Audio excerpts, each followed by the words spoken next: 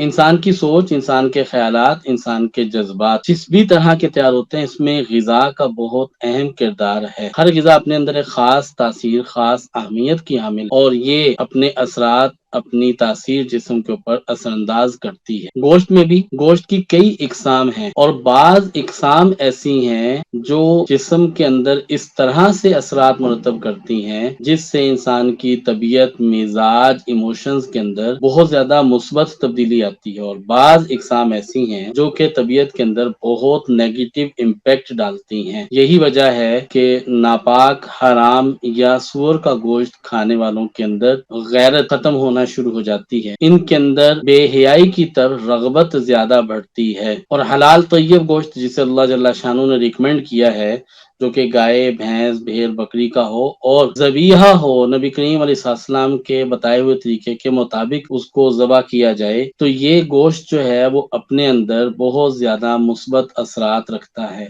حلال طیب گوشت سے انسان کے جو ایموشنز ڈیولپ ہوتے ہیں، جو جذبات میں تیزی آتی ہے، بہرحال وہ بہت زیادہ مثبت اثرات ڈالتی ہے۔ ان باتوں کے ساتھ ساتھ ہمیں اس بات کو بھی مد نظر رکھنا ہوگا کہ کسی بھی شے کو اگر آپ اعتدال سے زیادہ استعمال کرنے لگیں گے تو وہ بھی بہت سارے مواقعوں کے اوپر اپنے مضر اثرات مرتب کرتے ہیں، اور یہ مضر اثرات جسم کے اوپر مختلف انداز میں یہ بھی ظاہر ہوتے ہیں، اور ان کی نیگیٹیوٹی بھی ظاہر ہوتی ہے، جس کی وجہ سے بعض دیگر بیماریاں وہ پنپنے لگتی ہیں، یا پہلے سے اگر کوئی شخص کسی مرض میں مبتلا ہو، کولیسٹرول کے عارضہ میں، ہارٹ کے، دل کے عارضہ میں مبتلا ہو، یا اس کو کڈنی کا کوئی ایشو ہو، تو یہ مریض جو ہے وہ اس سے زیادہ ڈسٹرب ہونے لگتا ہے۔ ریڈ گوشت جسے ریڈ میٹ کہا جاتا ہے، اس کی نسبت وائٹ میٹ یہ قدرے ہلکا سمجھا جاتا ہے، اور ریڈ میٹ جس میں مٹن اور بکرا یا گائے، بھینس کا گوشت شامل ہے، یہ ریڈ میٹ کہلاتا ہے، جو کہ اپنی توانائی اور قوتوں کے اعتبار سے دوسرے گوشت کے مقابلے میں جو ہے وہ خاصا طاقتور اور قوی سمجھا جاتا ہے۔ ان گوشتوں میں منرلز، وٹامنز ایسی چیزیں وافر مقدار میں پائی جاتی ہیں، جبکہ چکنائی بھی وافر مقدار میں پائی جاتی ہے۔ چکنائی کی مقدار مرغی اور مچھلی میں قدرے کم پائی جاتی ہے،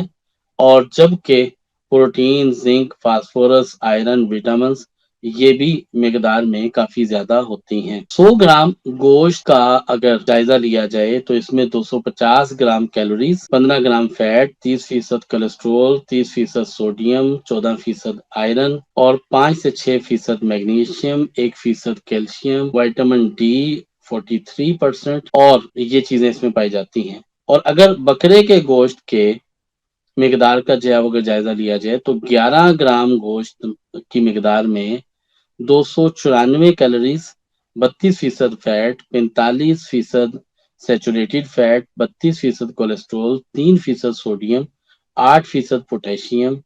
اور 50% پروٹین، اور 10% آئرن، 5%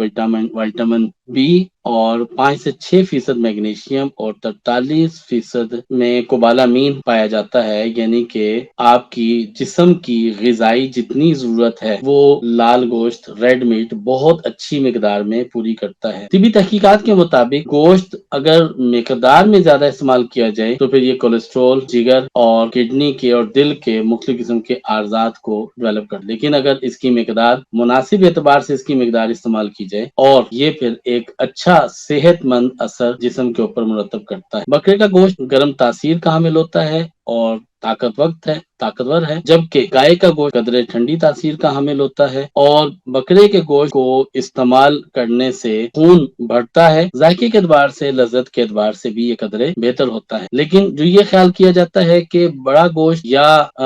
گائے، بھینس یا بیل کا جو گوشت ہے یہ بیماریوں کا زیادہ باعث بنتا ہے، ایسا نہیں ہے۔ اگر مجموعی طور پہ دیکھا جائے تو ایسا چکن جو کہ برائلر ہو اور آرٹیفیشل دواؤں پہ اور ایسی غذاؤں پہ پلا ہو جو کہ غذائیں بھی اچھی نہ ہوں اور نجس اشیاء کے اوپر مبنی ہو، اس سے بہتر ہے کہ آپ اگر جو ہے وہ گائے کے گوشت کو یا آپ بیل کے گوشت کو اگر آپ ترجیح دیں تو یہ بہت زیادہ مؤثر ہے، لیکن مقدار ہمیں اس کی قدریں کم رکھنی چاہیے۔ ان غذاؤں کو، اس گوشت کو بیلنس کرنے کا طریقہ کیا ہوگا؟ اس گوشت کو بیلنس کرنے کا سب سے اچھا طریقہ یہ ہوگا کہ آپ ایکسرسائز کو اپنا معمول بنائیں۔ اب چونکہ عید الاضحیٰ کے دن ہے تو اس میں یقیناً گوشت جو ہے وہ قدرے زیادہ کھایا جاتا ہے۔ اگر ایک فرد 50 سے 100 گرام گوشت ایک وقت میں کھاتا ہے تو یہ ایک دن کے لیے اس کے لیے بہرحال کافی ہوگا، لیکن اگر ان دنوں میں یہ گوشت کی مقدار زیادہ لیتا ہے تو اس کو یہ چاہیے کہ اپنے گوشت کی مقدار اگر زیادہ لے رہا ہے تو اس کے ساتھ اپنے گوشت کے لینے کے ساتھ سلاد استعمال کریں اور اس کے ساتھ دہی کا رائتہ استعمال کرنا شروع کریں، تو اس سے فائدہ بہت زیادہ ہوگا۔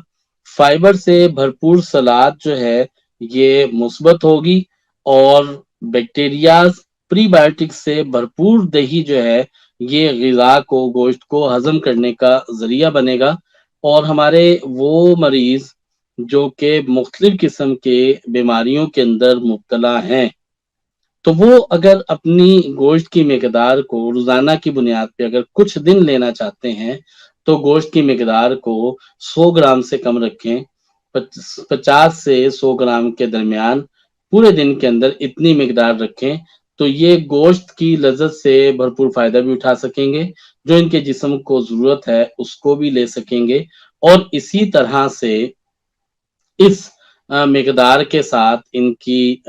جو طبیعت ہے، ان کا مزاج ہے، اس کے اندر بہت زیادہ فائدہ ہوگا، اور طبیعت مزاج کے اعتبار سے ان کو اس طرح سے نقصانات نہیں ہوں گے۔ لیکن وہ مریض جن کے کڈنیز بالکل فیل ہو چکے ہیں یا جن کو بائی پاس ریکمنڈ ہے، اگر وہ گوشت کھانا چاہتے ہیں تو اپنے معالج کے مشورے کے ساتھ استعمال کریں، اور گوشت کھاتے وقت میں اور قربانی کے گوشت کے لیے دوسروں کو بھی بہرحال اپنے ساتھ اس میں شریک کریں، اور اس کے ساتھ سلاد اور دہی کے رائتے کا استعمال اگر زیادہ کرتے ہیں تو یہ بہت زیادہ مضر اثرات نہیں ڈالیں گے۔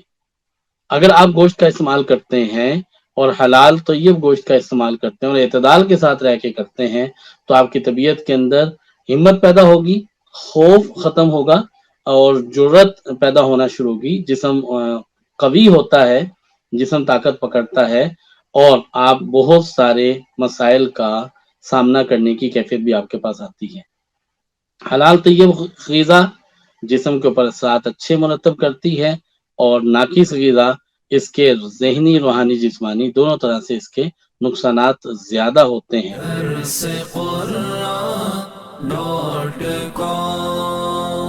www.darsequran.com